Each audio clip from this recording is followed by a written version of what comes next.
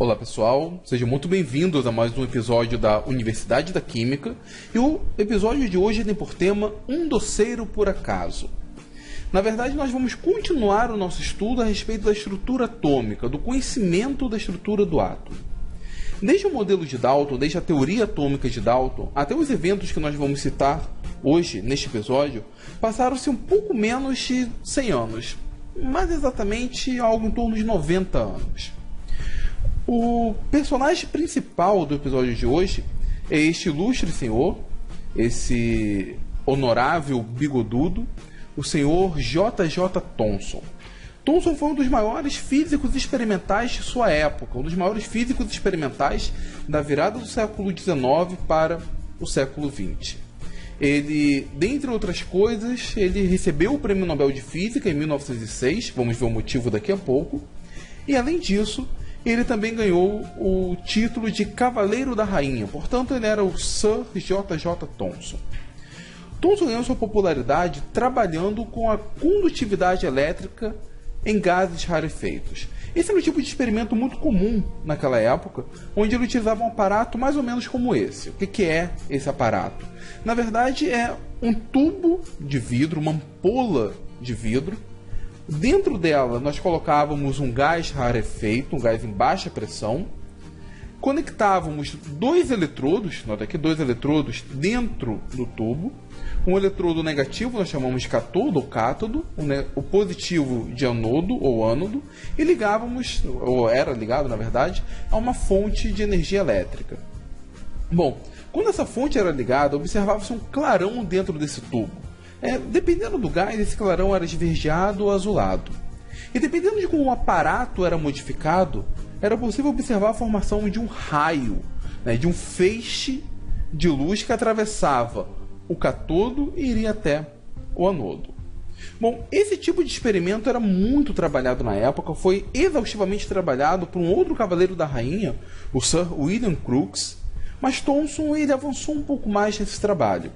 E o experimento que ele utilizava tinha alguns, vamos dizer assim, power-ups, alguns upgrades em relação a essa ampola de Crookes. Nós vamos ver, vamos conseguir entender isso um pouco melhor vendo esse vídeo. Ele foi produzido pelo projeto E-Química, do Instituto de Química da Unesp, e aqui a gente pode observar um pouco as características desses raios. Bom, antes de qualquer coisa, esses raios eram conhecidos como raios catódicos. E por que raios catódicos? Porque eles surgiam a partir do catodo colocado dentro da ampola de vidro. Percebam que aqui eu não tenho a formação de um raio, eu tenho a formação de um clarão, como eu disse, porque esse aparato ele não está calibrado para nos mostrar o raio. Devido ao seu formato, ele só vai mostrar esse clarão. Esse clarão aparecia quando nós ligávamos a fonte de energia elétrica. Bom, vamos ver algumas modificações dele. Aqui, como eu disse, nesse caso nós observamos simplesmente o raio catódico, porém aqui, nota que coisa interessante, agora ele já está no formato de um raio, e quando ele é ligado, ele é capaz de empurrar essa espécie de catavento dentro do tubo. Isso nos dá uma informação muito importante. Bom, primeiro, isso nos dá o sentido do raio, afinal, o catavento aqui está sendo empurrado da esquerda para a direita. E quem está ao lado esquerdo aqui é o catodo. Portanto, ele percebe, a gente consegue identificar que o raio parte do catodo e vai para o anodo. Bom, mas o que essa informação nos diz? Se ele é capaz de empurrar esse catavento, significa que ele é capaz de variar o momento linear do catavento. Se ele é capaz de variar o momento linear do catavento, colocar ele em movimento, significa que ele exerce força. E se esse raio exerce força, é porque ele tem uma propriedade muito importante. Ele apresenta massa. Então, os raios catódicos apresentam massa. Isso é uma propriedade importantíssima na formulação do modelo de Thomson. Então, nós podemos continuar vendo algumas propriedades desses raios. Notem que ele empurra o catavento, a gente pode inverter a polaridade, agora o catodo está do lado direito, ele empurra no sentido oposto. Outra propriedade muito interessante, aqui nós temos o raio catódico, e vamos aproximar um campo magnético dele, um ímã, e vamos ver o comportamento. percebo que ele deixa de ter uma trajetória linear e passa a sofrer uma deflexão por conta do campo magnético.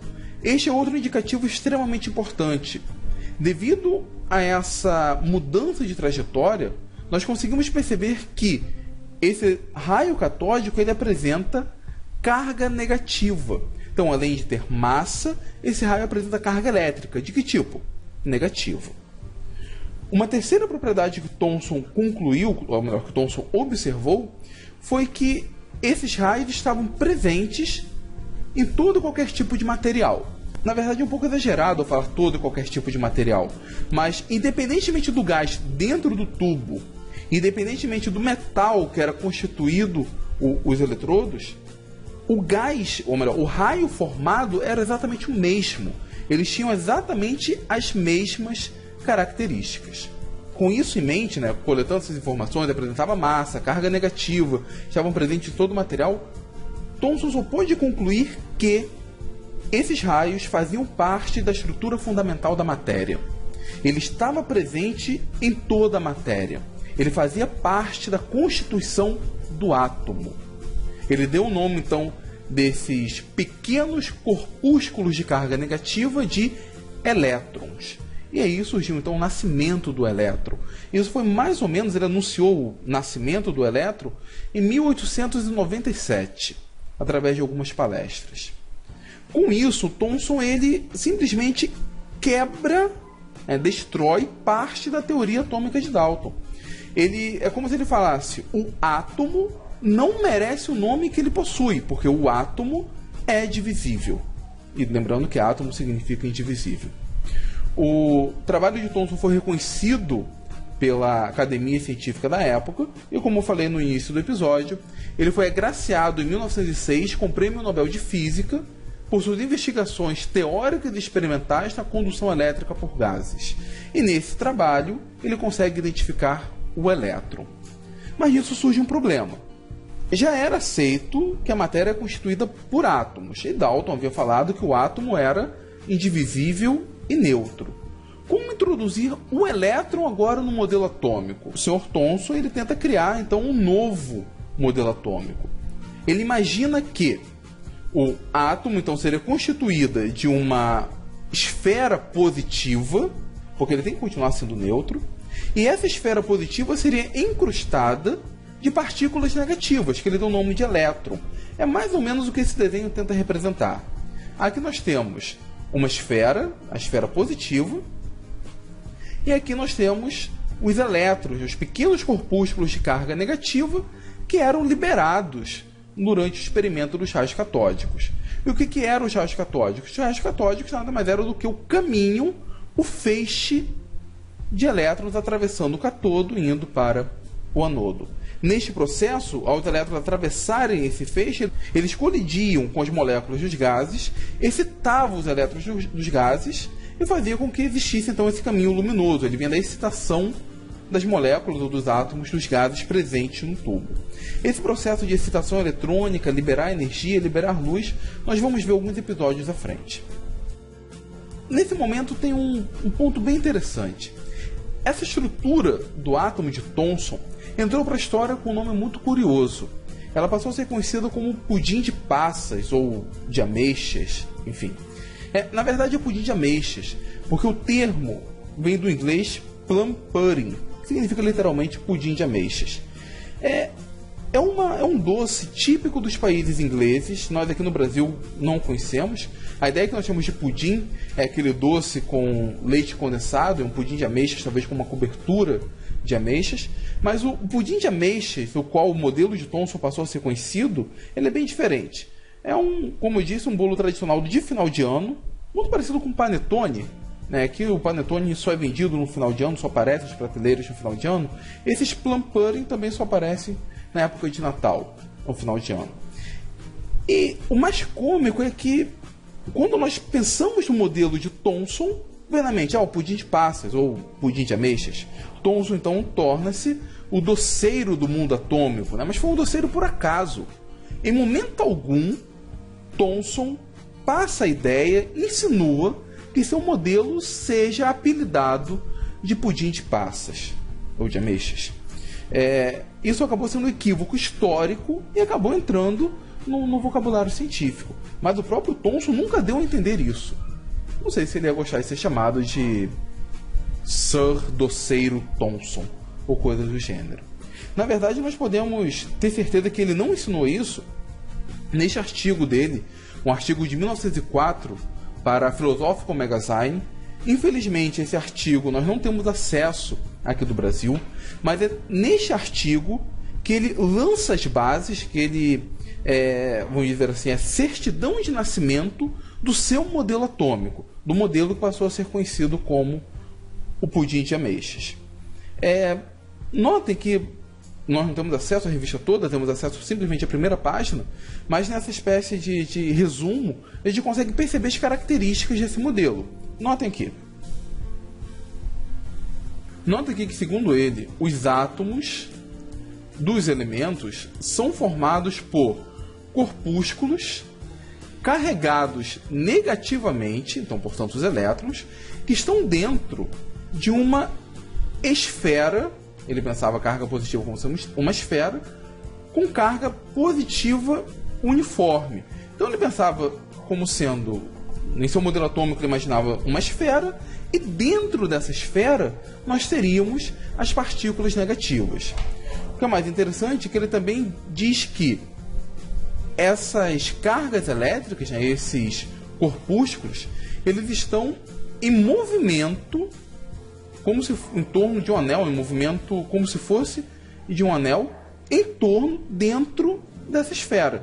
Então, o modelo de Thomson era um modelo muito mais organizado do que a ideia do pudim de passas passa para a gente. Ele tinha uma esfera, dentro dessa esfera tínhamos cargas negativas que estavam em movimentos circulares ali dentro. Na sua mente, os elétrons não estavam parados, não estavam enterrados dentro dessa cápsula. Não, eles estavam em constante movimento. Então, e movimento organizado, movimento circular. Então, na mente de Thomson, o pudim de passas não seria o nome ou o apelido mais adequado para o seu modelo. Thomson, ele muda um pouco o paradigma da estrutura atômica. Nós vamos ver que a descoberta do elétron lançou bases para posteriores modificações do átomo. E uma coisa muito interessante é que naquela época, no final do século XIX, Thomson conseguiu chegar à conclusão de que a razão carga-massa, ou seja, se eu pegasse a carga do elétron, a carga negativa, e dividisse por sua massa, eu teria exatamente, ou algo próximo, melhor dizendo, desse valor. 1,7 vezes 10 a 11 coulomb por quilograma. Ele consegue um valor até bem preciso e bem exato, mesmo naquela época. Com isso, ele poderia ter chegado a duas conclusões. Ou a carga do elétron era extremamente elevada, por isso o número tão grande, 10 a 11, melhor dizendo, ou a massa do elétron é muito pequena. E ele acabou intuindo da maneira correta que a massa do elétron é muito pequena. Ela seria muitas vezes menor do que a massa do átomo propriamente dito. Afinal, ele estaria dentro do átomo. Mas como é que o Thomson conseguiu chegar nesse valor? 1,7 vezes 10 a 11. Como que com aqueles experimentos de raios catódicos a gente consegue exatamente esse valor? Bom, pessoal, infelizmente eu não vou contar isso neste episódio, mas eu conto no próximo. Então, conto com a audiência de vocês semana que vem, terça-feira que vem, para nós entendermos como que Thomson chegou à conclusão deste valor para a razão carga-massa, 1,7 vezes 10 a 11 coulomb por quilograma. Tá ok?